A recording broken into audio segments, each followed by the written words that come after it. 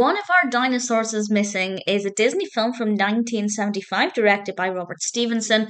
This is written by Bill Walsh based on The Great Dinosaur Robbery by David Forrest.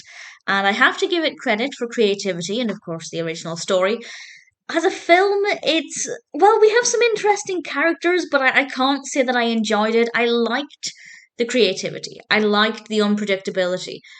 But other than that, apart from, some good performances, it wasn't that engaging, put it that way. Once the novelty wore off, it kind of wore a little bit thin. I'll read the description from IMDb and then I'll talk a little bit around it, but there won't be any spoilers in this discussion. Because I think I do recommend it, because it is very, very different. I certainly haven't ever seen a film like this. The description from IMDb is as follows. A suspected Western spy steals a secret microfilm from China and hides it in the skeleton of a museum dinosaur, prompting a frantic search for it by various interested parties.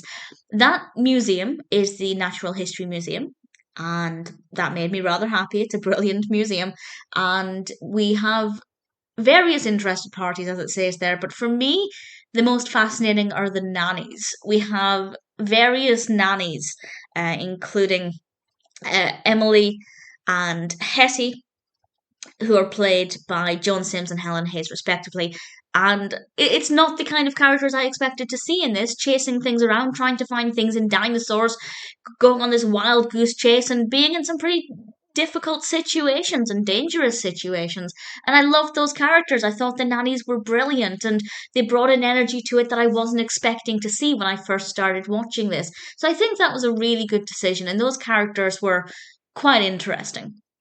With regards to the dinosaur aspect, it's absolutely crazy and it works really well. It was good fun, but as I said, once the novelty wore off, it stopped being as interesting because the actual specifics of the narrative, the development of the narrative, I didn't care too much about it. And I also didn't really care about this microfilm. I didn't really care about who found it or if these Chinese spies discovered it before the nannies were able to track it down. I wasn't bothered. I didn't find that I was emotionally invested in the characters' journeys. So I'd say it took maybe a third of the film for the novelty to wear off, and then after that point, it seemed to slow down. I lost a little bit of interest. Not so much that I couldn't watch the film, because it was still quite a unique concept, I'll be perfectly honest. It's very, very different to anything I've personally seen before. And I do recommend it for that reason. If you're looking for a good film, it depends on what you're interested in. If you like these kind of comedy spy films in general, you might find it appealing. To me, it's not my favorite subgenre, the spy comedy. But if you like that kind of thing, you might find it better than I did. But even with that in mind, I still don't think it's the most compelling narrative once the novelty wears off.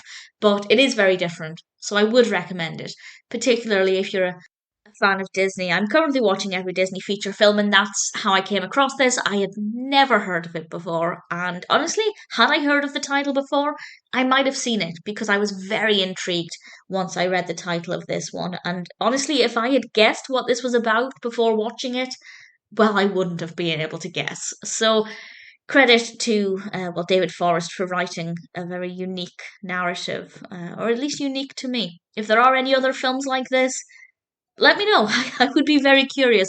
But for now, One of Our Dinosaurs is Missing may not be a great film, but it's certainly a different film and one that I think is worth checking out.